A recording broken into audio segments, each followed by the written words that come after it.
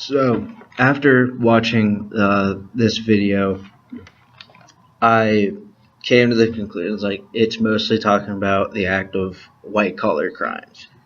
Now, what white collar crimes are things such as embezzlement, money laundering, and fraud.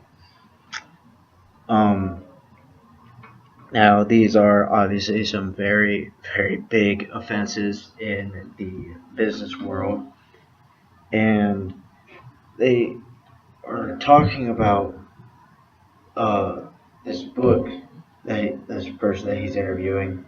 I'm blanking on his name right now, and we he thinks that it is good to think um, from the criminal's perspective, look into the perspective of the criminal, because it is typical for people to think about crime from the victim's perspective, and that it's all um, like they go into a whole thing on the psychology. Like the brain is a amazing thing. It can do things that you didn't even know it could do, and can make you just anybody do something that they don't necessarily want to do. It just has the power to do a multitude of things. And uh, they like to think of the criminals that commit these acts as they don't have emotion when they are committing these crimes. Like something just takes over their body, and they commit this act not really thinking it through, because they went into talking about insider trading, which is a big offense, which is trading information to outside sources to benefit yourself. And this happens a lot, but it's a case for the FBI that's super simple, that they can solve a case like that in just an afternoon. But people do it in the business world because it's just something not even knowing, they do it. I don't know how to really explain it. They just do it without even realizing what they are actually doing. Then they go into talking about how when you think about white collar criminals, they don't typically go to jails that as they stated in the video, uh, filled with pimps and prostitutes, prison like that. But uh, they go to a jail that's more upper class, because these are people that are like high up members in their country club, and they're really well known to the public, and that after they are caught doing this crime, they end up getting back in the same position that they were before they even committed the crime. And another thing they went into was a professor named Gary Becker.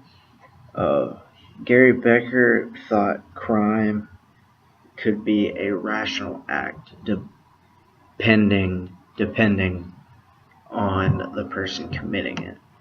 Which, in a way, I can see that being true, because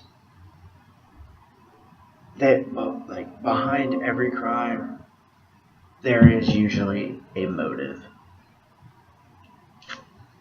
I guess a good example of this is the Wells Fargo case, where they were creating these fake accounts for people that had actual accounts with them, because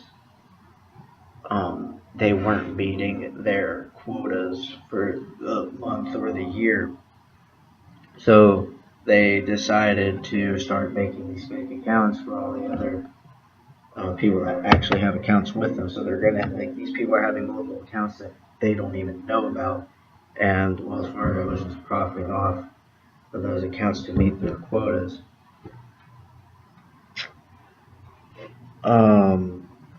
But overall, after watching this video, it did kind of open my eyes a bit to think about, like whenever I look into certain cases, maybe I should look into the victim's perspective, not just, or the criminal's perspective, not just the victim, because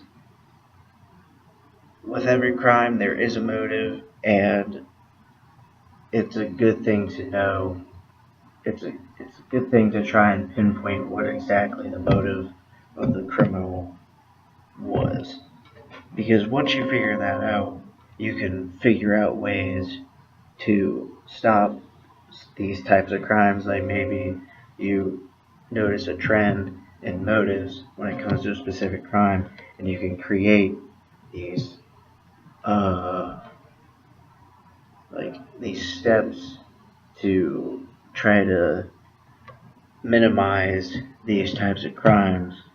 Because if there's a specific motive, like there's a similar motive for this specific crime, if you can eliminate what the problem is causing this crime, that would be very, very effective.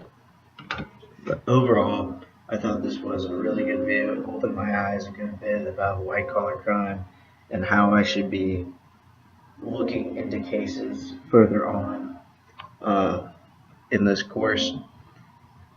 And yeah, thank you for watching.